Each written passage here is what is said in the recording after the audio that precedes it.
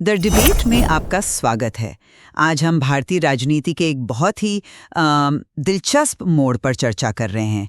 एक तरफ प्रधानमंत्री नरेंद्र मोदी की मजबूत कमांडर वाली छवि है, जो आप देखिए पिछले एक दशक से राजनीति के केंद्र में है, और दूसरी तरफ राहुल गांधी एक नए अवतार में दिख रहे हैं, एक सुनने वाले नेता के तौर पर।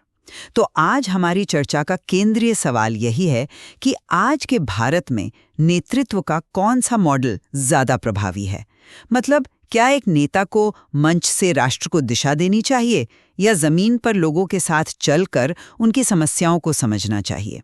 मैं ये पक्ष रखूंगी कि राहुल गांधी की ये मानवीय और जमीनी राजनीति एक शक्तिशाली और शायद ज्यादा जरूरी विकल्प पेश कर रही है। और मेरा तर्क ये होगा कि एक मजबूत और निर्णायक छवि प्रधानमंत्री पद की पहली शर्त है। लोगों से जुड़ना अच्छी बात है, लेकिन देश चलाने के लिए सिर्फ सहानुभूति काफी नहीं होती।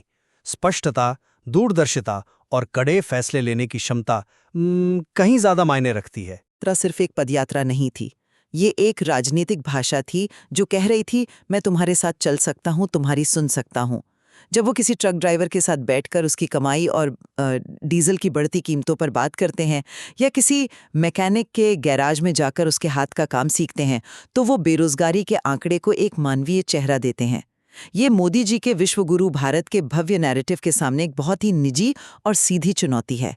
राजनीति सिर्फ भाषणों से नहीं जीती जाती, ये लोगों के दिलों में भरोसे से जीती जाती है। और राहुल का नैरेटिव महंगाई, बेरोजगारी और किसानों की समस्याओं जैसी उन हकीकतों पर टिका है जो हर घर को प्रभावित करती हैं। हाँ, मैं आपकी इस बात से सहमत हूँ कि उन्होंने अपनी छवि पर बहुत काम किया है और लोगों से जुड़ने की कोशिश भी की है। लेकिन यहीं पर मेरा एक बुनियादी सवाल है। एक अच्छा इंसान होना और एक प्रभावी प्रधानमंत्री होना, ये दो अलग-अलग बातें हैं। मतदाता नेतृत्व में स्पष्टता चाहते हैं। उन्हें एक ऐसा कप्तान चाहिए जो तूफान में जहाज को दिशा दे सके। नरेंद्र मोदी ने, आप देखिए, पिछले 10 सालों में अपनी यही छवि गढ़ी है। एक ऐसा नेता जो कड़े और निर्णायक फैसले ले सकता है, चाहे वो सर्जिकल स्ट्राइक हो या अनुच्छेद 370 को हटाना। ये एक ऐसी छवि है जिसे बनाने में लगातार मेहनत लगती है। और ये भी मत भूलिए कि भारत में चुनाव कोई एक व्यक्ति नहीं जीतता। राहुल गांधी की व्यक्तिगत लोकप्रियता कितनी भी बढ़ जाए, उनकी जीत पूरे विपक्ष की एकता पर निर्भर करती है। चुनाव मुद्दों पर लड़ा जाएगा या व्यक्तित्व पर, यह भी एक बड़ा सवाल है। तो ये समीकरण सिर्फ छवि बदलने से कहीं ज्यादा जटिल है। आपने निर्णायक नेता की बात की, और ये एक बहुत अहम मुद्दा है। लेकिन क्या हम ये नहीं देख रहे कि पिछले कुछ सालों में निर्णायक समझे जाने वाले कई फैसलों, जैसे नोटबंदी या बिना सोचे समझे लगाया गया लॉकडाउन, का जमीनी असर कितना नकारात्मक रहा है? शायद इसीलिए अब एक सुनने वाले नेता की मांग बढ़ रही है। राहुल का तरीका नेतृत्व का एक नया मॉडल पेश करता है, जो कमांड करने के बजाय लोगों से कनेक्ट करता है। वो सत्ता के ऊंचे आसन से नहीं, बल्कि लोगों के बीच से बात कर रहे हैं। ये उस पारंपरिक धारणाओं को चुनौती देता है कि एक नेता को हमेशा दूर और शक्तिशाली दिखना चाहिए। ये दिखाता है कि असली ताकत लोगों के बीच से आती है, उनसे ऊपर रहकर नहीं। लेकिन इस कनेक्ट करने की शैली की व्यावहारिकता पर मेरा सवाल जस का तस है। क्या ये राष्ट्रीय स्तर पर शासन करने के लिए कारगर है? एक प्रधानमंत्री को हर रोज सैकड़ों फैसले लेने होते हैं, जिनमें से कई विदेश नीति, राष्ट्रीय सुरक्षा और अर्थव्यवस्था से जुड़े होते हैं। इन फैसलों के लिए विशेषज्ञों की सलाह और एक स्पष्ट दृष्टिकोण की जरूरत होती है, ना कि सड़क पर जनमत संग्रह की। सबकी सुनने की प्रक्रिया में इतना समय लग सकता है कि हम पॉलिसी पैरालिसिस की स्थिति में पहुंच जाएं, जैसा आरोप यूपीए 2 सरकार पर लगा था। याद कीजिए, उसी दौर में भारत को फ्रैजाइल 5 अर्थव्यवस्थाओं में गिना जाता था। मतदाता एक ऐसा चेहरा चाहते हैं जो न केवल समस्याएं समझें, बल्कि उन्हें हल करने की क्षमता और इच्छा शक्ति भी दिखाए। सिर्फ सहानुभूति शासन का विकल्प कैसे हो सकती है? आप इसे पॉलिसी पैरालिसिस कह रहे हैं, मैं इसे लोकतांत्रिक प्रक्रिया कहती हूँ। जब नीतियां जमीनी हकीकत से जुड़कर बनती हैं, तो वे ज्यादा समावेशी और टिकाऊ होती हैं। शायद धीमी हों, पर ज्यादा असरदार होती हैं। और ये सिर्फ शैली की बात नहीं है, ये मुद्दों के चुनाव की भी बात है। और यहीं पर मुझे लगता है कि जमीनी हकीकत और राष्ट्रीय नैरेटिव का टकराव दिलचस्प हो जाता है। कैसे? मैं समझना चाहूंगा। देखिए, एक तरफ एक भव्य राष्ट्रीय नैरेटिव है, भारत विश्व की 5वीं सबसे बड़ी अर्थव्यवस्था बन गया है, हम विश्व गुरु बनने की राह पर हैं।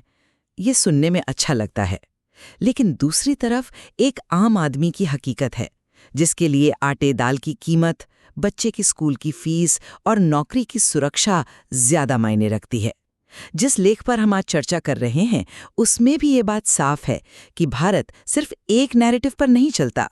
राहुल गांधी का पूरा ध्यान इन्हीं जमीनी हकीकतों पर है।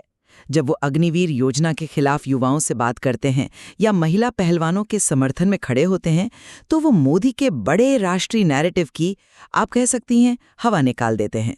ये सिर्फ भावनात्मक जुड़ाव नहीं है, ये ठोस जीवन से जुड़े मुद्दों पर आधारित राजनीति है।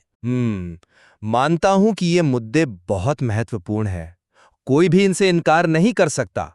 लेकिन सिर्फ मुद्दों को उठाना काफी नहीं होता। मतदाताओं को ये विश्वास भी तो होना चाहिए कि आपके पास इन समस्याओं का कोई ठोस हल है। सिर्फ समस्या की पहचान करना तो आधी लड़ाई है, बल्कि उससे भी कम। मोदी की छवि के साथ एक स्पष्ट नैरेटिव और एक शक्तिशाली, जमीन तक फैला हुआ संगठनात्मक ढांचा जुड़ा है, जो उनके संदेश को हर गांव, हर घर तक पहुंचाता है। राहुल गांधी को अभी ये साबित करना है कि उनकी ये सुनने की कला एक ठोस, विश्वसनीय और कार्रवाई योग्य विजन में कैसे बदलेगी। बिना एक स्पष्ट रोड मैप के मुद्दों को उठाना सिर्फ एक शिकायत बनकर रह जाता है, समाधान का वादा नहीं। मुझे नहीं लगता कि ये सिर्फ शिकायत है। मुझे लगता है विजन इसी प्रक्रिया में छिपा है। भारत जोड़ो यात्रा अपने आप में एक विजन का प्रतीक थी, एक ऐसे भारत का विजन जो नफरत से नहीं बल्कि मोहब्बत से जुड़े। ये कोई हवाई बात नहीं है। जब आप देश के एक कोने से दूसरे कोने तक पैदल चलते हैं, तो आप देश की असल नब्ज को समझते हैं। यही समझ एक ठोस विजन का आधार बनती है। और इस प्रक्रिया ने लोगों की नज़र में राहुल की छवि को बदला है। लोगों ने उन्हें पहली बार एक राजनेता के अलावा एक इंसान के रूप में देखा, जो थक सकता है, जिसे पसीना आता है, जो बारिश में भीगता है। ये बदलती हुई छवि ही चुनावी समीकरणों को बदलने की ताकत रखती है। ये लड़ाई को एक नए फ्रेम में डालती है। ये इमेज बनाम इम्पैक्ट की लड़ाई है। क्या मतदाता एक शक्तिशाली छवि चाहते हैं, या वे अपनी जिंदगी में वास्तविक प्रगति और प्रभाव देखना चाहते हैं? अपनी छवि जीवत की, और मैं मानता हूं कि उनकी छवि बदली है। लेकिन आप एक बहुत जरूरी बात को नजरअंदाज कर रहे हैं। चुनाव सिर्फ दो नेताओं की छवियों का मुकाबला नहीं होता। जिस विश्लेषण पर हम बात कर रहे हैं, वो भी साफ कहता है कि राहुल गांधी की जीत कई बाहरी कारकों पर निर्भर करती है। सबसे बड़ा कारक है विपक्षी एकता। अगर विपक्ष बिखरा हुआ है, तो मोदी विरोधी वोट भी बढ़ जाएगा और राहुल गांधी की व्यक्तिगत अपील का कोई खास फायदा नहीं होगा। दूसरा, अगर चुनाव राष्ट्रीय सुरक्षा या धार्मिक ध्रुवीकरण जैसे भावनात्मक मुद्दों पर चला गया, तो उनकी सुनने वाले नेता की छवि और जमीनी मुद्दों की राजनीति पीछे छूट जाएगी। चुनाव एक बहुत बड़ी मशीनरी से लड़ा जाता है। इसमें संगठन, संसाधन, डेटा एनालिसिस सब कुछ शामिल है। इसमें उनकी व्यक्तिगत अपील सिर्फ एक हिस्सा है, पूरी कहानी नहीं। मैं मानती हूँ कि विपक्षी एकता एक चुनौती है, लेकिन क्या ये बदलती हुई छवि उस एकता के लिए एक उत्प्रेरक, एक कैटलिस्ट का काम नहीं कर सकती? जब एक नेता की स्वीकार्यता बढ़ती है, तो दूसरे दलों के लिए भी उसके नेतृत्व में एक साथ आना आसान हो जाता है। और जहाँ तक नैरेटिव की बात है, तो क्या देश की सबसे बड़ी हकीकत बेरोजगारी और महंगाई से बड़ा कोई राष्ट्रीय मुद्दा हो सकता है? मुझे लगता है अब मतदाता भी इन चीजों को समझने लगे हैं। ये पावर बनाम प्रोग्रेस की लड़ाई है। एक तरफ सत्ता का केंद्रीकरण है और दूसरी तरफ लोगों की प्रगति का सवाल है। राहुल गांधी का मॉडल उस प्रगति को प्राथमिकता देता है। पर क्या वाकई देता है? आप कह रही हैं कि वो लोगों की सुनते हैं, लेकिन उनके पास इन समस्याओं का क्या कॉन्क्रीट हल है? क्या कांग्रेस के पास अर्थव्यवस्था को पटरी पर लाने, चीन के साथ सीमा विवाद को सुलझाने या रोजगार पैदा करने के लिए कोई नया और विश्वसनीय ब्लूप्रिंट है? अभी तक तो ये साफ नहीं दिखा है। सुनने से सहानुभूति मिलती है, वोट भी मिल सकते हैं, लेकिन देश चलाने के लिए एक ठोस योजना की जरूरत होती है। और यहीं पर मोदी की छवि भारी पड़ती है। लोगों को लगता है कि उनके पास एक विजन है, सही हो या गलत, पर एक दिशा है। राहुल गांधी को यह विश्वास दिलाना होगा कि उनके पास सहानुभूति के अलावा एक स्पष्ट और कारगर एजेंडा भी है। बिना इसके ये लड़ाई अधूरी है। अंत में मुझे लगता है कि हम हम नेतृत्व की दो बहुत ही अलग-अलग धारणाओं पर आकर रुक गए हैं। मेरा पक्ष ये है कि राहुल गांधी का सुनने वाले नेता का दृष्टिकोण ये बताता है कि असली ताकत लोगों के साथ जुड़ने, उनकी समस्याओं को प्राथमिकता देने और सत्ता का विकेंद्रीकरण करने में है। ये एक ज़्यादा मानवीय, ज़्यादा लोकतांत्रिक विकल्प है जो मौजूदा राजनीतिक विमर्श को एक नई और ज़रूरी दिशा दे सकता है। ये ताकत दिखाने की नहीं, बल्कि ताकत बांटने की राजनीति है। बिल्कुल, वही मैं अपनी बात को दोहराऊंगा कि राष्ट्रीय नेतृत्व के लिए एक मजबूत और निर्णायक छवि की अहमियत को हम कम नहीं आंक सकते, खासकर आज की अनिश्चित दुनिया में। एक आकर्षक मानवीय छवि के बावजूद प्रधानमंत्री पद के लिए स्पष्टता, दूरदर्शिता और कड़े फैसले लेने की क्षमता की उम्मीद हमेशा बनी रहती है। ये एक ऐसा क्षेत्र है जहां अभी भी कई सवाल बाकी हैं। मतदाताओं को ये विश्वास दिलाना होगा कि सहानुभूति और निर्णायक क्षमता एक साथ चल सकती हैं, और ये एक बड़ी चुनौती है। हमारी आज की चर्चा ये साफ दिखाती है कि भारत किस तरह का नेता चाहता है। ये सवाल कितना गहरा और बहुस्तरीय है। क्या देश को एक मजबूत कमांडर की जरूरत है जो कड़े फैसले ले, या एक सुनने वाले नेता की जो लोगों के दुख दर्द को समझे? इसका कोई आसान जवाब नहीं है, और अंतिम निर्णय तो हमेशा की तरह मतदाताओं को ही करना है। और जाहिर है, इस विषय में और भी कई परतें हैं जिन पर बात हो सकती है।